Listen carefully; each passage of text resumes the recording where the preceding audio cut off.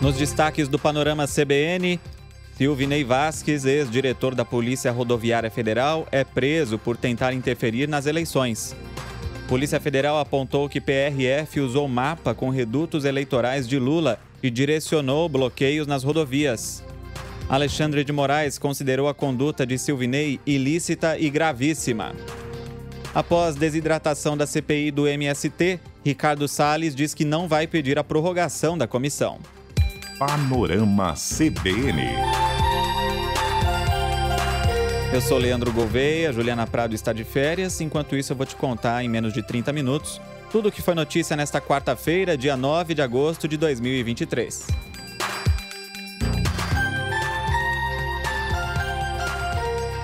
Começando pela prisão de Silvinei Vasquez, ex-diretor-geral da Polícia Rodoviária Federal. Ele foi preso preventivamente pela Polícia Federal em Florianópolis e transferido para Brasília. Vai ficar no complexo penitenciário da Papuda. Agentes apreenderam o celular, computador e passaporte e ele deve prestar depoimento nesta quinta-feira. A investigação da Polícia Federal indica que Silvinei direcionou operações da corporação para tentar prejudicar eleitores de Lula no segundo turno das eleições do ano passado. A CBN teve acesso ao documento que embasou o pedido de prisão preventiva. Servidores da Polícia Rodoviária disseram em depoimento que Silvinei afirmou que tinha chegado a hora da corporação escolher um lado. Para a Polícia Federal, isso indica uma atuação da PRF como polícia de governo, colocando interesses sociais e políticos acima dos interesses da sociedade, o que é inadmissível em um Estado democrático de direito. Houve, inclusive, uma mudança de planos de segurança entre o primeiro e o segundo turno, 4 dias antes do pleito, com a decisão de fiscalizar transporte de passageiros, o que não tinha sido considerado inicialmente. O relatório mostra um mapa com os locais de concentração de votos maior ou igual a 75% no primeiro turno para Lula. O documento foi apresentado e discutido na reunião de outubro, que foi feita para elaborar a operação que dificultou o deslocamento de eleitores do petista. Os mapas estavam armazenados no celular da delegada Marília de Alencar, que era diretora de inteligência do Ministério da Justiça. Marília afirmou que a área técnica da pasta acabou sendo demandada pelo então ministro de Jair Bolsonaro, Anderson Torres, que prestou depoimento na terça à CPMI dos ataques golpistas. Na reunião estavam presentes diretores, superintendentes e todos os coordenadores gerais da Polícia Rodoviária. Foi inclusive proibido o uso de celular e a orientação era dizer que era uma operação não da PRF, mas do Ministério da Justiça. Nem todos os policiais que participaram do encontro assinaram o documento, dizendo que tinham comparecido exatamente por entenderem que havia um direcionamento por parte da direção geral. Na decisão que autorizou a prisão, o ministro Alexandre de Moraes, do STF, classificou a conduta de Silvinei como ilícita e gravíssima pelo uso irregular da máquina pública com o objetivo de interferir no processo eleitoral. Ele vê fortes indícios dos crimes de prevaricação, quando o agente público atua ou se omite em benefício próprio, abuso de autoridade e também 2 crimes eleitorais por dificultar o exercício do voto. Silvinei Vasquez foi o primeiro a ser ouvido pela CPMI dos ataques golpistas de 8 de janeiro, ainda em junho, e chegou a dizer que essa acusação era uma injustiça. A prisão faz com que ele volte ao foco da comissão. A relatora, a senadora Elisiane Gama, disse que vai pedir uma nova convocação dele e que já havia alertado para mentiras no depoimento. Quando o Silvinei esteve aqui na comissão, ele mentiu de uma forma escancarada, em várias linhas. Nós tivemos, aliás, vários pontos que nós conseguimos comprovar, inclusive no momento da oitiva dele, de que de fato ele estava mentindo. Então hoje, mais do que nunca, a partir desta prisão, está clara a necessidade de reconvocação e fazer uma compatibilidade a partir dos documentos que nós levantamos com a fala que ele trouxe aqui na comissão. O Tribunal de Contas da União abriu uma auditoria para investigar a utilização de recursos da Polícia Rodoviária na direção de Silvinei Vasquez, um pedido que atende a uma manifestação do Ministério Público de Contas. A Polícia Rodoviária informou que acompanha a operação, fornecendo dados como número de veículos fiscalizados e multas aplicadas nas rodovias federais, e também foram abertos 3 procedimentos administrativos disciplinares contra Silvinei Vasquez. A CPMI dos ataques golpistas adiou o depoimento do hacker Walter Delgatti para a próxima semana. Ele seria ouvido nesta quinta. Foi preso na semana passada durante uma operação contra a deputada Carla Zambelli, do PL. Em depoimento à polícia, ele disse que recebeu dinheiro para invadir sistemas do Conselho Nacional de Justiça E Delgatti também relatou que foi questionado sobre a possibilidade de acessar contas de e-mail do ministro Alexandre de Moraes e dados das urnas eletrônicas. O Conselho de Ética da Câmara arquivou o processo que poderia cassar o mandato da deputada Carla Zambelli. Foram 15 votos a 4. Ela era acusada de ter xingado o deputado Duarte Júnior, do PSB, em uma reunião da Comissão de Segurança Pública. Depois de votar pelo prosseguimento, na semana passada, o relator João Leão agora mudou o voto e pediu inadmissibilidade. Presente na sessão, Zambelli pediu desculpas pelo xingamento, disse que não tinha intenção de ofender e também foi rejeitada por 12 votos a 5 a representação contra o deputado Nicolas Ferreira, do PL, por transfobia. O presidente da Câmara dos Deputados, Arthur Lira, anulou a convocação do ministro-chefe da Casa Civil, Rui Costa, pela CPI do MST. O ministro seria ouvido nessa quarta-feira, mas Lira atendeu a um recurso contra a convocação apresentado pelo deputado federal Newton Tato, do PT, que alegou não haver fato determinado para a obrigação de Rui Costa comparecer à comissão. A convocação do ministro é de autoria do relator da CPI, o deputado Ricardo Salles, do PL, e foi aprovada em 1º de agosto. Ele tinha alegado que, enquanto governador da Bahia, Rui Costa não empreendeu esforços para impedir atos de invasões de terra nem para garantir a propriedade privada. Acusou ainda o atual governo de ser conivente com as invasões. Ao anular a convocação, no entanto, Lira argumentou que entendimentos anteriores da Câmara apontam que somente podem ser convocados ministros de Estado para prestarem informações perante comissões quando há correlação entre o campo temático do Ministério e o conteúdo substancial das atribuições do órgão convocador. Após a decisão de Lira, o presidente da CPI do MST afirmou em nota que a medida abre um precedente perigosíssimo para a democracia representativa. O coronel Zucco também acusou o governo de atuar para atrapalhar a CPI. E partidos do Centrão, que negociam cargos com o governo, também se mobilizam para esvaziar a comissão. Líderes negociaram a troca de deputados de pelo menos 4 partidos, o PP, o Republicanos, União Brasil e o PL, por parlamentares mais alinhados ao governo Lula. O movimento provocou a reação da oposição e, como forma de protesto, a sessão dessa quarta-feira foi cancelada. O deputado Kim Kataguiri, do União Brasil, afirma que o Planalto está com medo da CPI. Basicamente, o governo fez acordo com os líderes partidários para trocar os membros da CPI, os membros de oposição, por membros que são governistas para não aprovar mais nenhum requerimento no âmbito da CPI e muito em reação à convocação do ministro Rui Costa, que parece que o governo tem muito medo de que ele venha depor a CPI e depois também de um depoimento muito contundente que a gente teve ontem, demonstrando que não se trata só de invasão, mas de agressão, de ameaça de morte, de agressão contra menores, de extorsão. Segundo o relator da CPI, Ricardo Salles, ao ter atuado para barrar a convocação de Rui Costa, Arthur Lira fez uma manobra política em favor do governo por causa das negociações da reforma ministerial. Salles disse que não vai mais pedir a prorrogação da comissão, que tem prazo de funcionamento até 14 de setembro. Nós não podemos querer prorrogar algo cujas pernas foram amputadas, né? Essa manobra regimental, essa manobra partidária, essa manobra política, que de certa forma ocorre no âmbito dos partidos que querem ingressar no governo, claramente essas mudanças são para agradar o governo e por isso fazer a migração desses partidos, que até agora se dizem neutros, fazer a migração desses partidos para a base do governo. Nos bastidores, comenta-se que o governo temia a convocação de Rui Costa para a CPI. O ministro não tem boa relação com o MST desde quando era governador da Bahia. Ele já chegou a brigar com membros do movimento. Segundo o líder do governo, Zé Guimarães, a atuação dos deputados da oposição na comissão estava passando dos limites. Ele afirma que não havia diálogo, apenas ofensas durante as sessões. É uma sequência de atos violentos, de xenófobos e, sobretudo, de preconceito contra a esquerda. Não podemos aceitar isso, gente. Aqui dentro, essa casa é plural. Eu fiquei revoltado quando me relataram as coisas. Nessa quinta, os membros da comissão participam de uma audiência com o ministro da Agricultura, Paulo Teixeira. Terminou a cúpula da Amazônia em Belém. Lula se encontrou a portas fechadas com representantes da próxima Conferência das Nações Unidas para Mudanças Climáticas, a COP28, que acontece no fim do ano nos Emirados Árabes. Em discurso, o presidente criticou o que chamou de neocolonialismo verde, que, segundo ele, sob o pretexto de proteger o meio ambiente, impõe barreiras comerciais e medidas discriminatórias e também desconsidera os marcos normativos locais e políticas domésticas de combate aos crimes ambientais.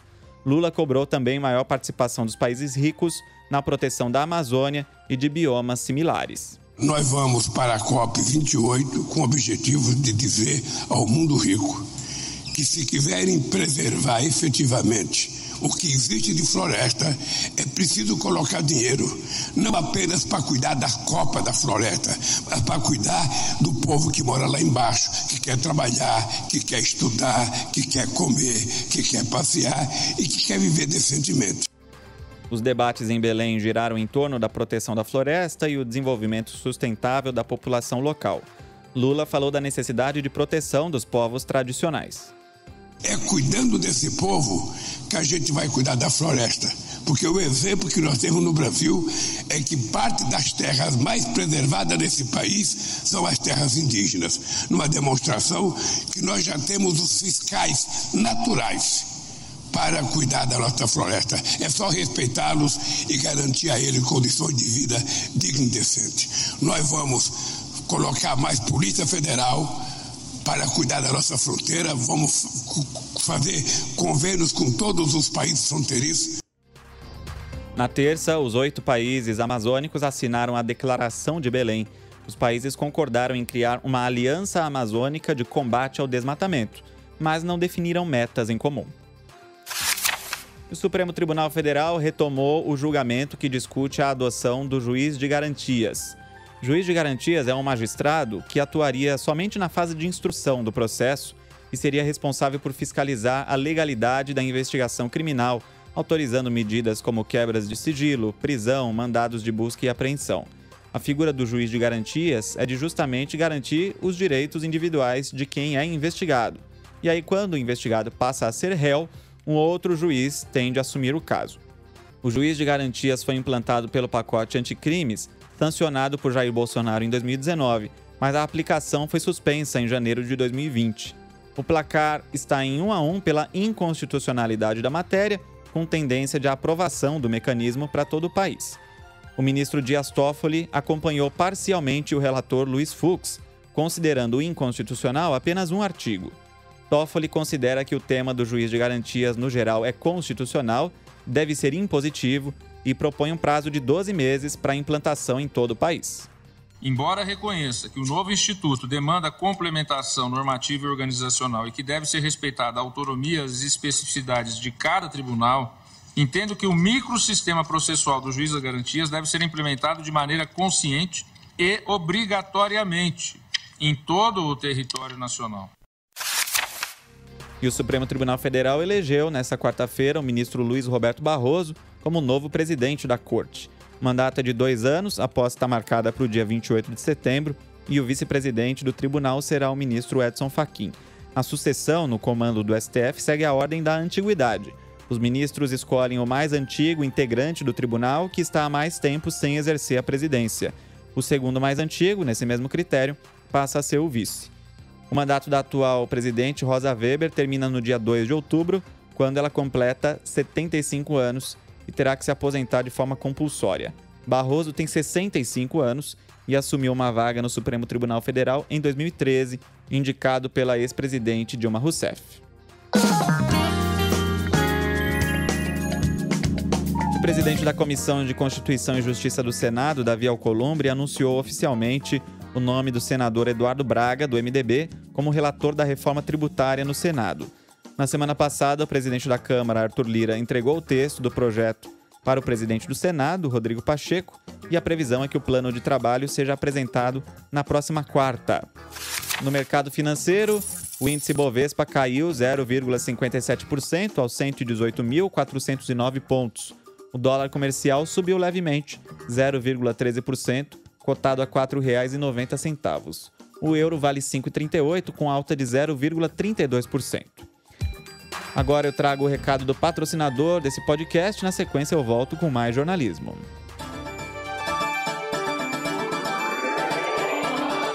O Banco BV, um dos maiores bancos privados do Brasil, acredita e investe no movimento para uma transformação social e ambiental de forma sustentável. Para isso, prioriza as boas práticas nos pilares ambiental, social e de governança que formam a sigla ESG. A agenda ESG é tão importante para o BV que o banco conta com uma estrutura voltada especificamente para a sustentabilidade e o tratamento do risco socioambiental, com áreas na empresa exclusivamente dedicadas a esses temas. E uma das iniciativas do banco são as linhas de crédito sujeitas à análise para a aquisição de placas solares. O BV é um dos líderes nesse tipo de financiamento. Com o uso da energia solar, ganham a sociedade e o planeta, pois trata-se de uma fonte limpa e renovável que não agride o meio ambiente. Conheça mais em bv.com.br e nas redes sociais, @BancoBV. Panorama CBN.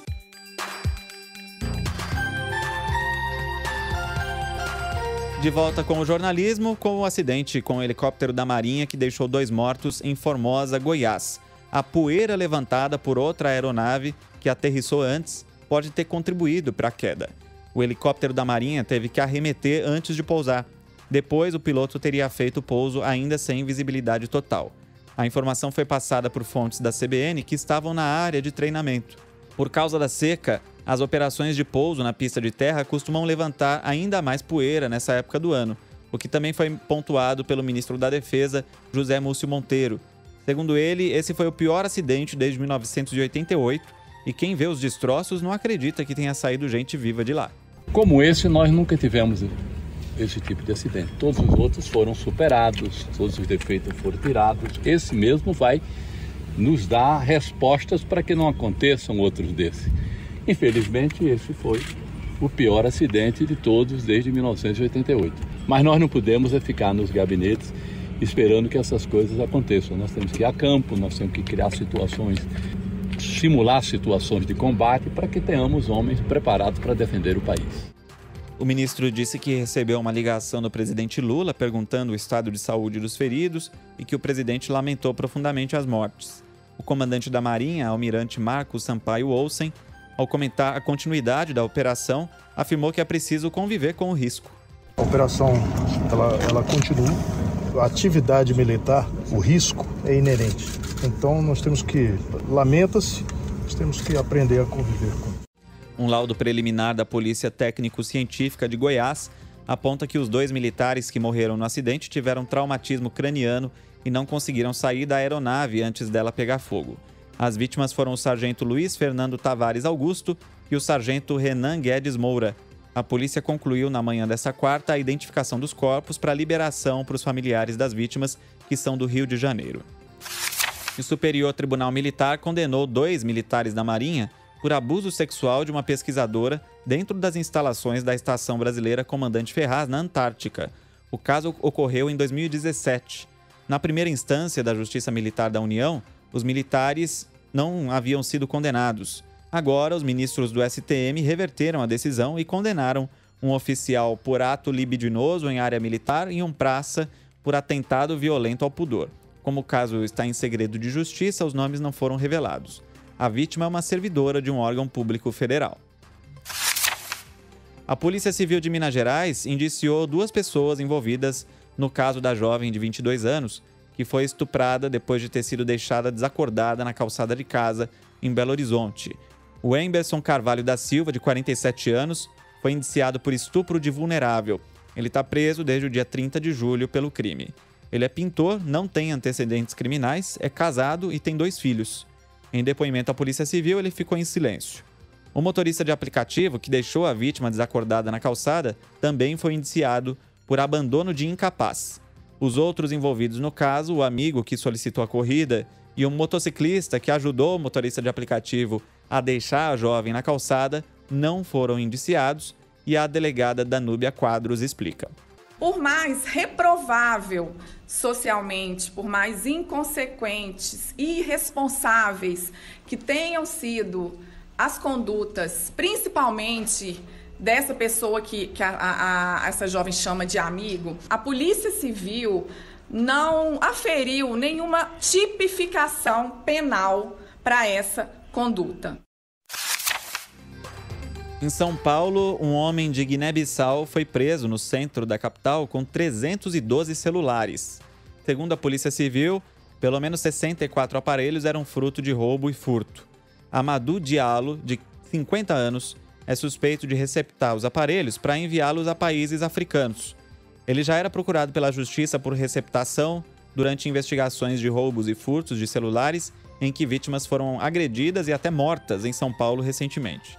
Os policiais descobriram que ele também era o chefe de uma organização criminosa responsável por uma base de informática para a realização de desbloqueio dos celulares e invasão a aplicativos bancários.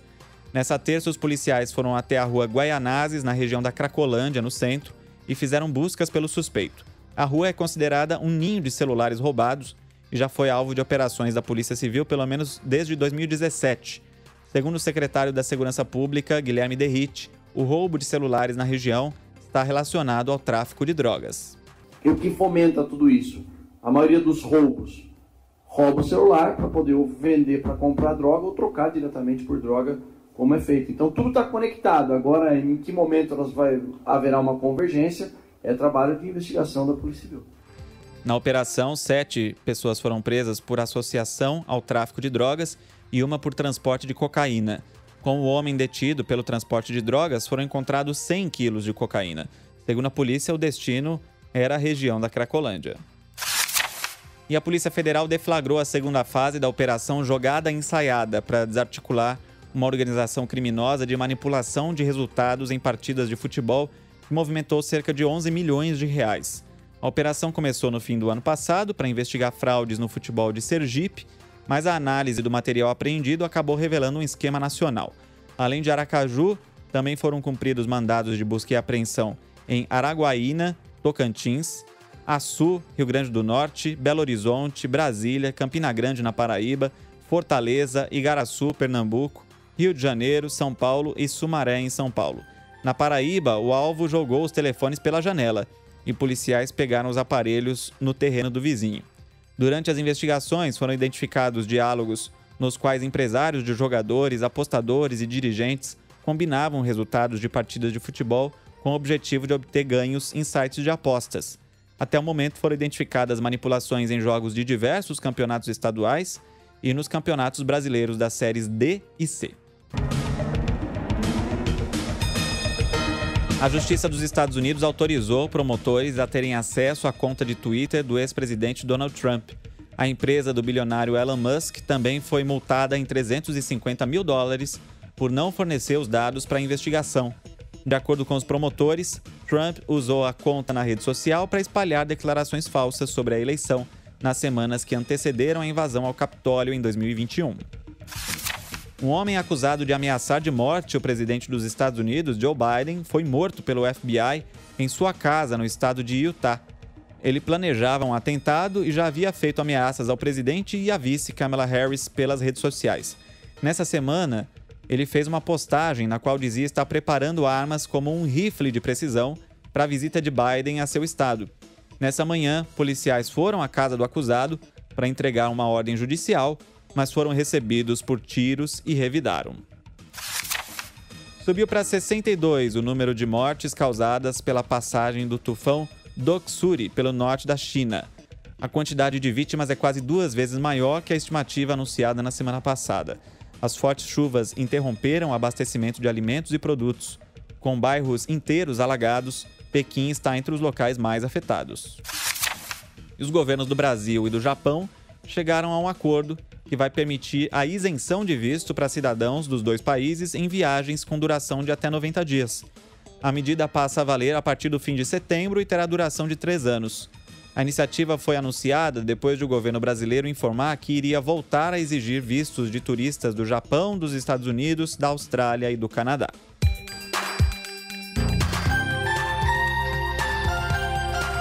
Assim encerramos o Panorama CBN. Para saber mais sobre o que você ouviu aqui e outros temas que ainda estão surgindo agora, acesse o site ou aplicativo da CBN. Também me conta o que achou da edição de hoje. Você pode entrar em contato comigo pelo e-mail leandro.gouveia@cbn.com.br. Você também pode falar comigo pelo Instagram, que é Le Reis Gouveia. Por lá falaram comigo o Gabriel Silva, de Quixeramobim, Ceará, dizendo que não perde nenhum panorama, acompanha sempre pelo Spotify, dá parabéns pelo trabalho. Obrigado, Gabriel. Também o Iverson, ou Iverson Jesus Santos, de Itacoaquecetuba, São Paulo, dizendo que gosta de ouvir minha voz. Muito obrigado pela audiência a todos vocês. A produção e o roteiro do Panorama são feitos por mim, a edição e a sonorização hoje de Daniel Mesquita. Amanhã o Panorama volta pela manhã com Natália Furtado e eu volto à noite. Até lá.